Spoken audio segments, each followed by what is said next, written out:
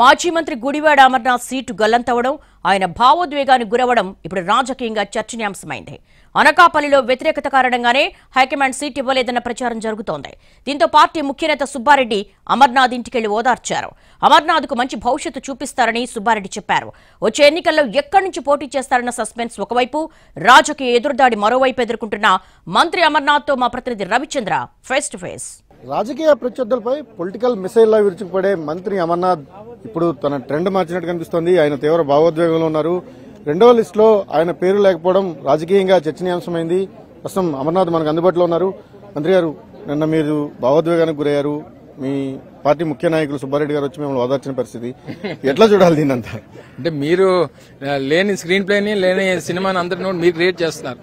నిన్న నా కార్యకర్తలు అనకాపల్లి నియోజకవర్గ నాయకులతో ఒక సమావేశం జరిగినప్పుడు ఇందాక చాలా మంది మిత్రులతో మాట్లాడినప్పుడు కూడా చెప్పాను, రాజకీయ పార్టీ అనేటువంటిది ఒక వ్యాపార సంస్థ కాదు, ఇది ఒక కుటుంబం లాంటిది.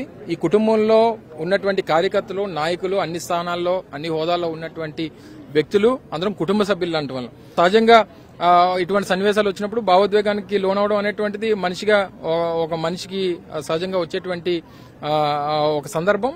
మంత్రి అమర్నాథ్ ప్రతి గడపని టచ్ చేశారని ఒక అభిప్రాయం ఉంది. అలాంటి చోట అమర్నాథ్ ఎందుకు మార్చాల్సి వచ్చిందని మీరు అనుకుంటున్నారు? కొన్ని రాజకీయ పరిణామాలు, సామాజిక అవసరాలు, రాజకీయ పరిస్థితులు ఇవన్నీ కూడా ఒక రాజకీయ పార్టీకి అవసరం పడుతుంటాయి.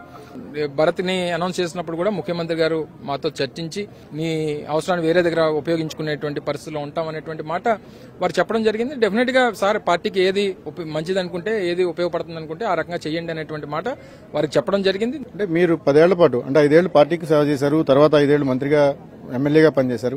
ఇంతకాలం సేవ చేసి ఈ ప్రాంతానికి సర్వీస్ చేసిన మిమ్మల్ని కాదనుకుని ఏదో కొత్త అభ్యర్థిని తీసుకొస్తే మళ్ళీ ఓటు ట్రాన్స్ఫర్ అయిపోయి వేరే వాళ్ళకి వెళ్ళే అవకాశం లేదంటారు?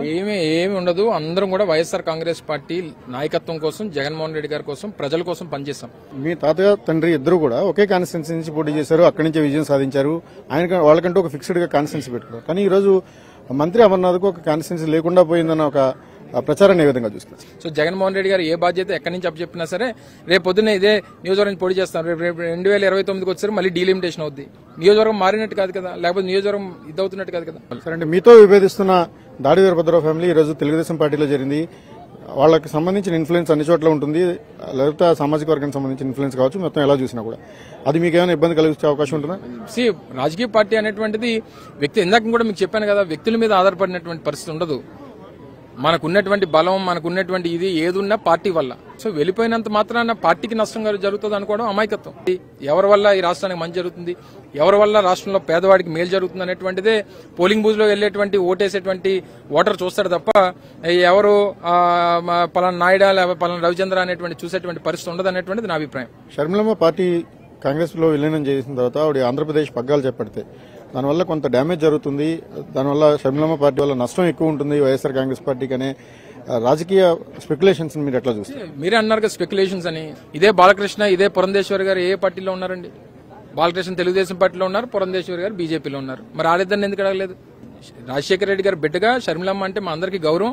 మాకు ఆవిడ ఎక్కడున్నా బాగుండాలనేటువంటిది మా అభిప్రాయం. టికెట్ లేనంత మాత్రాన భావోద్వేగాలకు గురి కావడం అనేది లేదు. కేవలం అనకాపల్లి ప్రాంతంతో తనకున్న ఎమోషన్స్ ను క్యారీ చేసే సమయంలో మాత్రమే కొంత ఉద్వేగానికి గురయ్యాను తప్ప దీన్ని రాజకీయ అంశంగా చూడాల్సిన అవసరం లేదని గుడివాడ అమర్నాథ్ చెప్తున్నారు. కెమెరామెన్ శ్రీధర్తో రవిచంద్రన్, టీవీ, అనకాపల్లి నుంచి.